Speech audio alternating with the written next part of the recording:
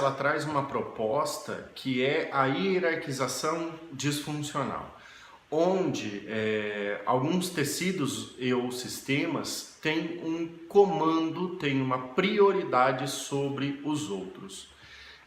Então a gente trabalha dentro dessa hierarquia como uma característica de buscar as disfunções, de identificar as disfunções e trabalhar no indivíduo essa hierarquia de cima para baixo, ou seja, de quem manda mais para quem manda menos.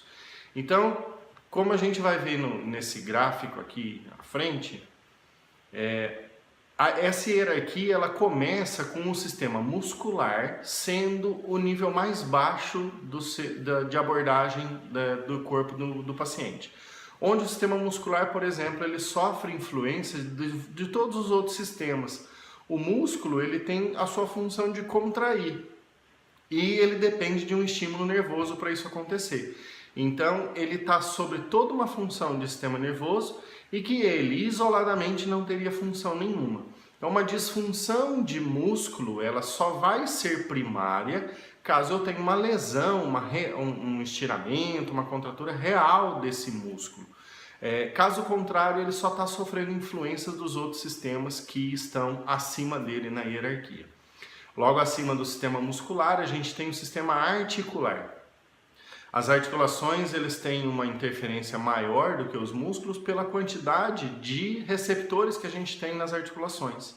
Então, a característica dos receptores que a gente tem nas articulações de informar a posição articular, que isso está relacionado a toda a regulação postural, faz com que o sistema articular seja hierarquicamente um pouco mais alto que o sistema muscular.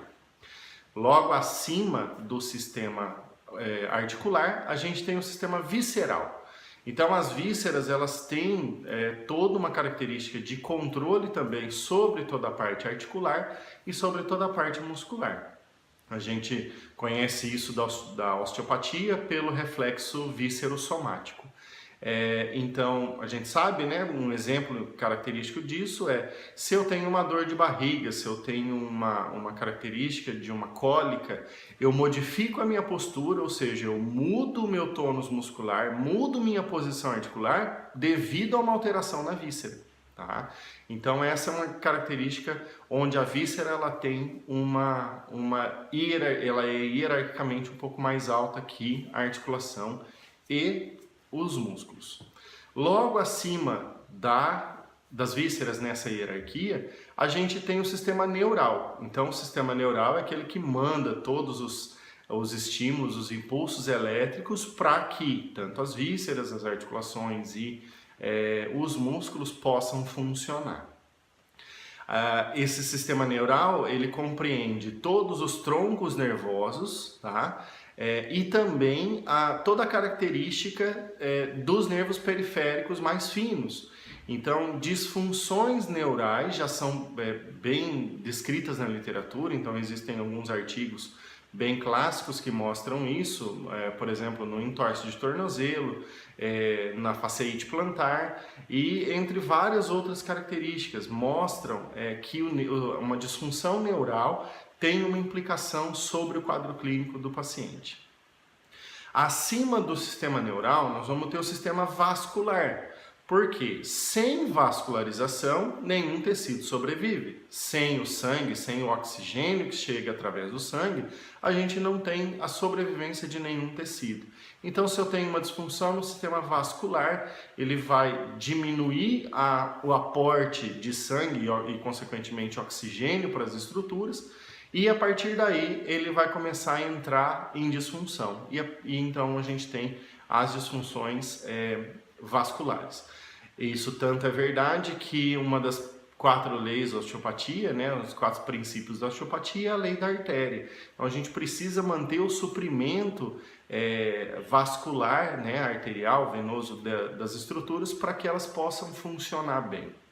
Acima do sistema arterial, nós vamos ter o que dentro da PNS a gente usa o nome antigo, que é o sistema neurovegetativo, que na realidade é o sistema nervoso autônomo.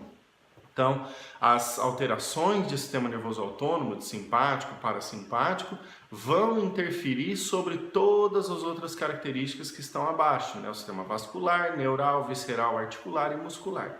Então, alterações autonômicas que podem estar relacionadas aos estresse, que vão se relacionar com o meu ciclo vigília e sono, vão estar relacionados com toda uma característica de como o meu corpo trabalha autonomicamente.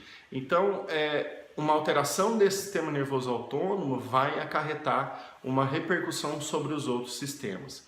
Então, dentro desse sistema nervoso autônomo, nós temos alguns nervos principais que são trabalhados. O principal nervo é o nervo vago. Também vamos utilizar do nervo acessório, do nervo glossofaríngeo, que podem gerar várias disfunções nos indivíduos, nos pacientes. Então, o sistema neurovegetativo é hierarquicamente mais alto que os outros que a gente já comentou.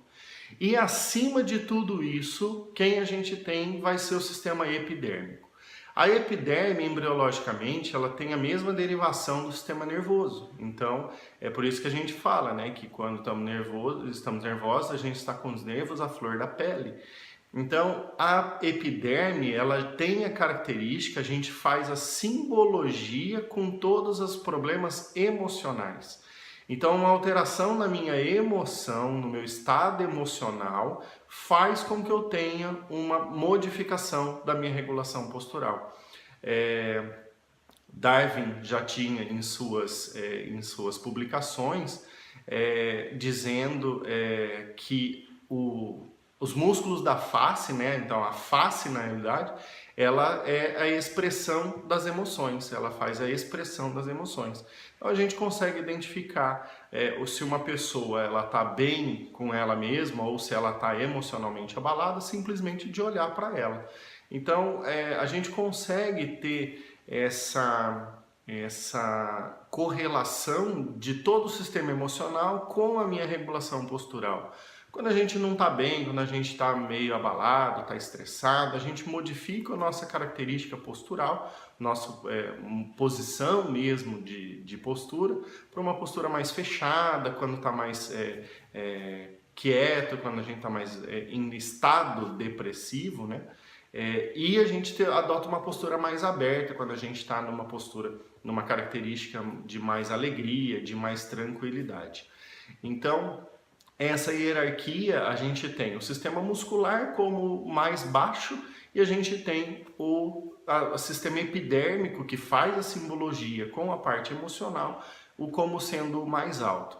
Então, cabe ao fisioterapeuta que aplica a PNS identificar através dos testes, do diagnóstico palpatório sensorial que é usado na técnica, identificar através dos reflexos que são usados, das alavancas que são usadas, onde está essa característica, onde está a disfunção. E a partir daí a gente gera o tratamento, né? Sendo hierarquicamente a gente faz de cima para baixo, a gente faz primeiro quem manda mais para depois ir tratando quem manda menos. Então essa proposta de hierarquia, ela funciona muito bem aos pacientes e a gente vê vários resultados clínicos importantes, onde disfunções que a gente encontra em determinados pontos faz com que elas desaparecem quando a gente encontra uma disfunção hierarquicamente mais alta e que ela é liberada. Isso acontece em vários quadros. Então essa proposta é uma das grandes características da PNS, que faz com que ela faça um tratamento global e que seja um tratamento bem dedicado a encontrar a origem das disfunções desse nosso paciente.